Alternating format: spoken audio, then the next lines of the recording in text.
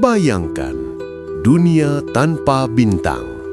Malam yang hanya menyisakan kegelapan, tanpa cahaya, tanpa harapan. Tapi, dari kegelapan itulah sebuah kisah lahir. Kisah yang akan menuntunmu ke dunia Fantasia Nusantara.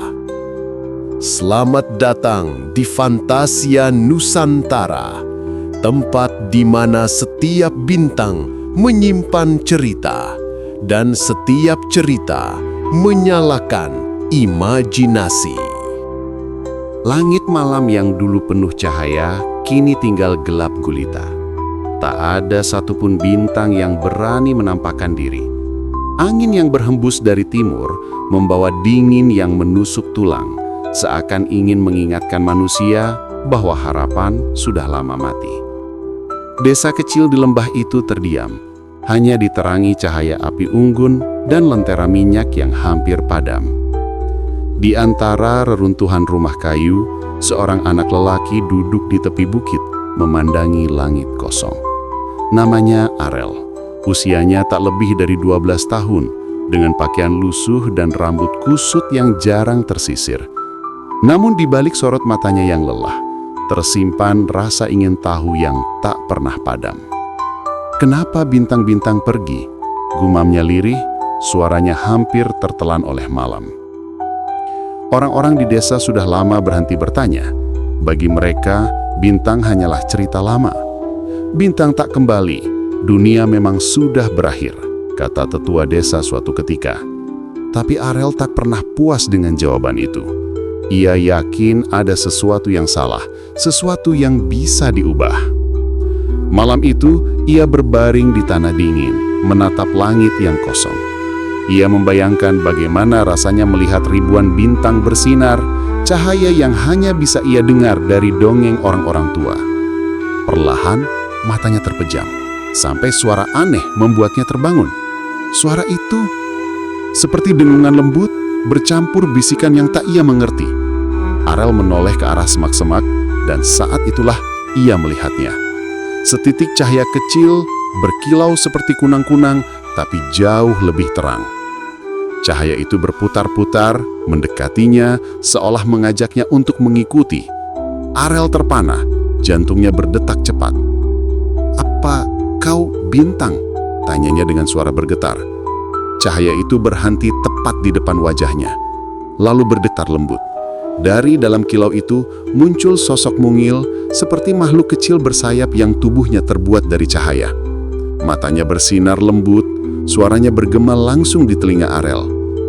"Arel, kau mendengarku?" Suara itu begitu hangat seakan menyentuh hatinya yang dingin. "Siapa kau?" Arel hampir tak percaya, tubuhnya bergemetar. "Aku Liora, dan kau adalah penjaga terakhir. Hanya kau yang bisa menyalakan kembali bintang di langit." Arel terdiam. Kata-kata itu terlalu besar untuk anak sekecil dia. Namun entah kenapa, di dalam dirinya ada getaran aneh yang membuatnya percaya. Malam yang biasanya penuh kesepian, kini dipenuhi cahaya yang membuatnya merasa tidak sendiri. Fajar menyingsing, tapi langit tetap kelabu. Arel terbangun dengan kilau lembut Liora yang masih menari di sekitarnya. Cahaya itu tak menghilang, menandakan semalam bukan sekadar mimpi. "Kenapa aku?" tanya Arel. Suaranya masih ragu. "Aku hanya anak biasa. Aku bahkan tak punya siapa-siapa." "Kau dipilih bukan karena siapa dirimu sekarang, tapi karena hatimu," jawab Liora lembut. "Hanya seseorang yang masih percaya pada cahaya meski dunia telah menyerah yang bisa menjadi penjaga." Arel menunduk. Kata-kata itu terasa asing tapi juga menyalakan sesuatu di dalam dirinya. Ia tak pernah merasa istimewa, bahkan sering ia merasa tak berarti. Namun kini, seekor makhluk bercahaya menaruh harapan dunia padanya. "Kalau aku menolak?" tanya Arel hati-hati. "Maka bintang akan padam selamanya dan dunia tenggelam dalam kegelapan," jawab Liora tegas. "Tapi jika kau mau mencoba, cahaya mungkin bisa kembali." Arel terdiam cukup lama. Di kepalanya berputar bayangan orang-orang desa yang hidup dalam ketakutan, wajah anak-anak yang tak pernah melihat cahaya bintang, dan suara tetua yang berkata dunia telah berakhir. "Baiklah," bisiknya akhirnya, "aku akan ikut denganmu." Begitulah perjalanan mereka dimulai. Liora memandu Arel menuju hutan di luar desa. Hutan itu berbeda dari yang pernah ia lihat. Pohon-pohonnya menjulang tinggi, akarnya melayang di udara, bercahaya samar, seolah ada rahasia yang bersembunyi di dalamnya. Setiap langkah yang mereka ambil, Arel merasakan dunia lain terbuka di hadapannya. Sungai kristal yang berkilau biru, padang bunga bercahaya yang berbisik, dan angin yang membawa melodi asing. Dunia yang seakan masih hidup meski bintang telah lama padam. Namun, kebahagiaan itu tak berlangsung lama. Dari kejauhan, Arel merasakan sesuatu yang dingin. Bayangan hitam bergerak di antara pepohonan, mengikuti langkah mereka. "Liora," bisiknya Arel, "ada sesuatu yang mengawasi kita." "Aku tahu," jawab Liora dengan suara tegang. Bayangan sudah mulai sadar akan kebangkitan cahaya. Mereka tak akan diam saja. Arel menggenggam tangannya erat, meski ia hanya memegang cahaya. Malam sebelumnya, ia hanyalah anak kecil biasa. Kini, ia telah melangkah ke dalam dunia yang lebih luas dengan musuh yang tak pernah ia bayangkan. Bab ini berakhir dengan Arel yang menoleh ke belakang. Dari kegelapan, sepasang mata merah menatap tajam, menandai awal dari perburuan. Hari-hari berikutnya terasa panjang dan penuh kejutan. Liora membawa Arel menempuh perjalanan melewati tempat-tempat yang tak pernah ada di peta desa. Mereka melintasi lembah terapung, di mana batu-batu besar melayang di udara dan ditumbuhi pohon bercahaya.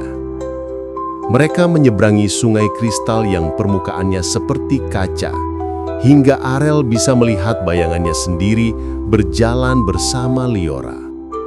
Setiap tempat yang mereka lalui seolah berbicara, memberi tanda.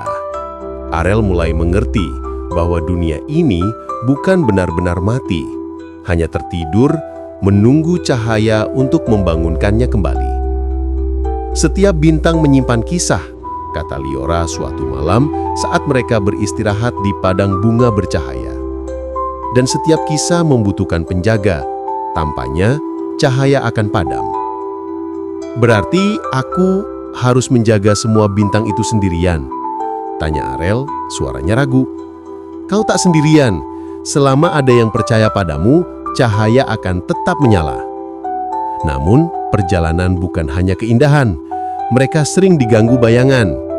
Suatu sore, dari balik pepohonan, muncul makhluk hitam yang tubuhnya berasap, matanya merah menyala. Arel gemetar, tapi Liora memekik, mengeluarkan cahaya yang membuat makhluk itu menjerit, lalu menghilang. "Apa itu?" tanya Arel dengan suara gemetar. "Fragmen kegelapan. Mereka akan semakin kuat semakin dekat kita ke istana bayangan." Meski takut, Arel tak mundur. Ia belajar bahwa rasa takut hanya bisa dikalahkan dengan langkah kecil ke depan.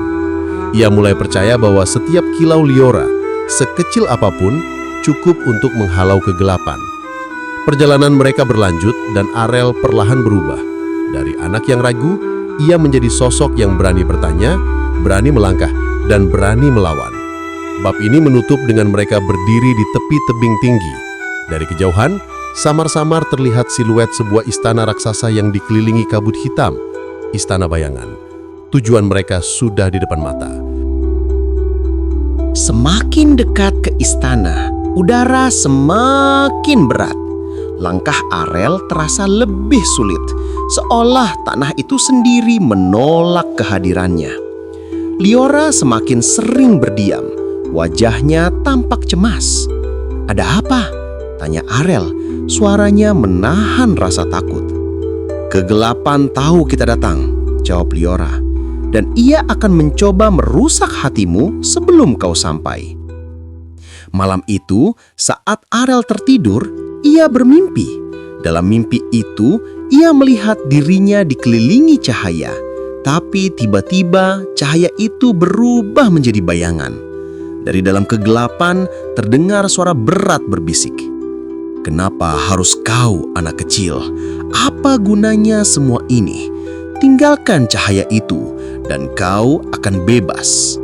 Arel terbangun dengan tubuh basah oleh keringat. Liora menatapnya dengan prihatin.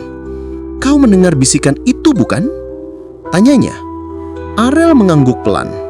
"Itulah suara bayangan. Ia akan mencoba membuatmu menyerah. Jangan dengarkan Arel." Hari berikutnya, mereka mencapai gerbang istana.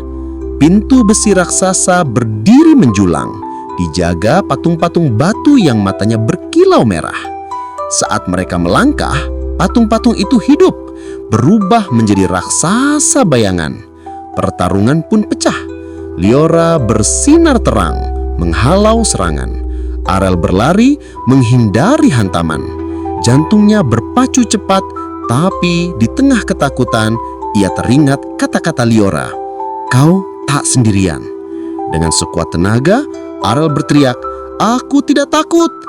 Cahaya Liora meledak, menghancurkan para penjaga bayangan. Namun, itu hanya awal. Di dalam istana, kegelapan yang lebih besar menunggu. Bab ini menutup dengan Arel dan Liora melangkah masuk, cahaya mereka beradu dengan kabut pekat. Istana bayangan seperti labirin tak berujung. Dindingnya bernafas, lantainya bergetar, dan udara dipenuhi bisikan. Setiap lorong membuat Arel merasa semakin kecil, semakin lelah. Di ruang utama, kegelapan berkumpul menjadi sosok raksasa. Mata merahnya menatap Arel, suaranya bergema di seluruh ruangan. "Kau hanyalah anak kecil. Kau tak bisa melawan malam yang abadi. Serahkan cahaya itu, dan kau akan bebas dari penderitaan." Arel menatap Liora. Cahaya kecil itu bergetar, hampir padam. Ia tahu Liora tak bisa melawan sendirian, maka Arel menggenggam cahaya itu dengan kedua tangannya, memeluknya erat. "Kalau aku menyerah, semua orang akan kehilangan harapan. Aku tak bisa, aku harus percaya." Sekejap kemudian, cahaya kecil itu meledak, membanjiri seluruh ruangan. Bayangan menjerit, tubuhnya hancur menjadi abu hitam yang hilang ditelan cahaya. Langit di luar istana bergetar, lalu satu demi satu bintang kembali menyala. Arel terjatuh ke tanah, tubuhnya lelah, tapi hatinya penuh kebahagiaan. Ia menatap langit malam yang kini dipenuhi ribuan cahaya. Liora duduk di pundaknya, tersenyum hangat. "Kau berhasil, penjaga bintang," kata Liora lembut. Arel tersenyum kecil. "Aku hanya percaya pada cahaya." Epilog menutup cerita. Dunia kembali bercahaya. Desa kecil itu penuh tawa, dan langit malam tak pernah seindah malam itu. Namun bagi Arel, ini bukan akhir. Ia tahu masih ada banyak bintang lain yang menunggu untuk dijaga. Terima kasih telah mendengarkan kisah hari ini di Fantasia Nusantara.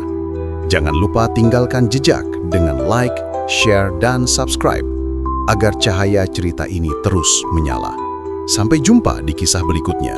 Dan ingatlah, selalu ada cahaya di setiap kegelapan.